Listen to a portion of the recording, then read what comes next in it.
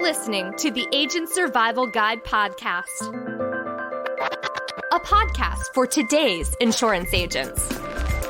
Informing, educating, empowering, improving the way you do business in an industry that's anything but static. In today's episode, what does a successful leader look like? Well, it can look a lot of different ways, but it's been proven that many successful leaders have certain traits in common.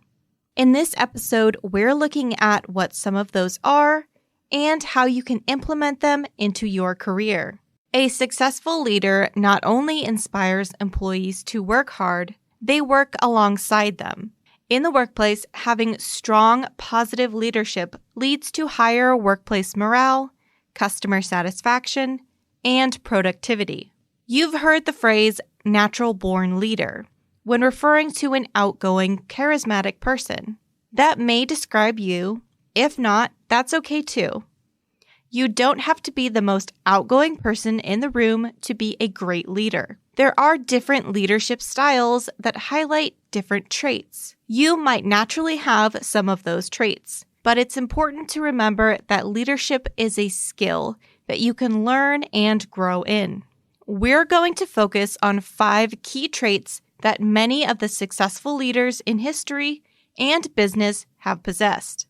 This list by far is not exhaustive or in any particular order. The first one on the list is one we hear a lot at Ritter, as it is the name and one of the core pillars of our partner, integrity.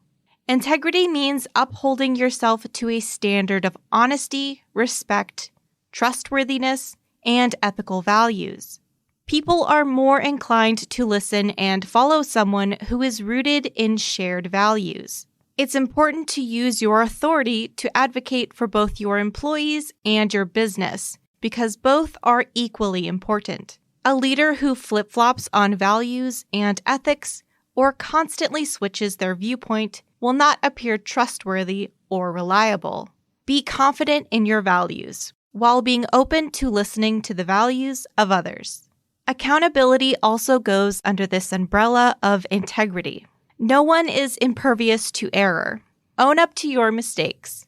It may be difficult to show that much vulnerability with others, but it's important to share a level of transparency with your team. An employee who trusts their leader is a confident one. Moving on to number 2, being teachable. This goes in part with taking responsibility for your mistakes. That's the first step. If you don't learn from it, then it's not beneficial to you or your team.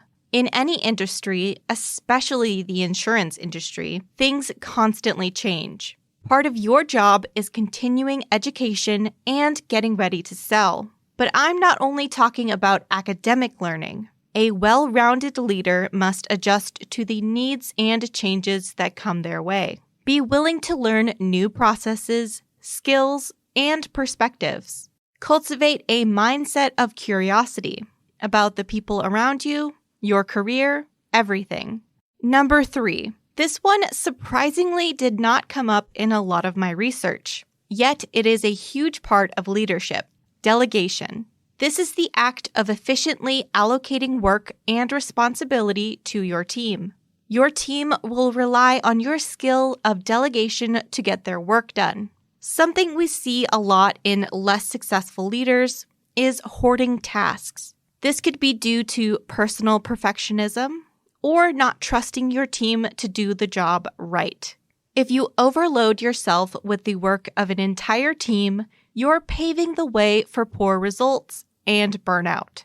Take time to teach your staff the processes in place. Create a welcoming environment where questions are encouraged. Part of delegation as a leader is trusting your team to do their part. If your employees are properly trained and have access to guidance, they will successfully carry out their jobs. Moving on to number 4. This one is vital to any role where relationships play a huge part. Empathy. The ability to understand others' feelings, perspectives, and experiences.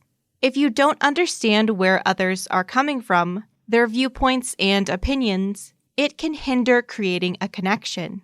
By connecting on a deeper level, your staff will see that you view them as real people, not just cogs in a machine. The people around you each have their own rich inner world. Discover what drives them, their strengths, how they solve problems, and areas to grow in. If you better understand them, the better you can lead them. Last, we have number 5, influence. We hear a lot about influencers on the internet, but you're not trying to get your staff to buy designer clothes with an outfit of the day video or the latest tech. As a leader, your influence is a powerful tool. Using the traits we talked about earlier can help you lead with a positive influence. Of course, one of the best things you can do is lead by example. By exhibiting your integrity and strong work ethic on a daily basis, it will make a positive impact on those around you. No one wants to follow a leader who does not follow the rules set in place or meet expectations, yet holds employees to a higher standard than themselves. If you like what you heard today, be sure you're following along with the podcast. By following, you'll be notified when we release new content, so you'll always be up to date. Thank you so much for listening. We'll see you next episode. The Agent Survival Guide podcast is a production of Ritter Insurance Marketing, an integrity company. This episode was written and produced by me, Tina Lamoureux. Script editing by Sarah Ruppel. Podcast design by Urban Rivera. Artwork by Vivian Zhao. Remember to rate and review the show on Apple or Spotify.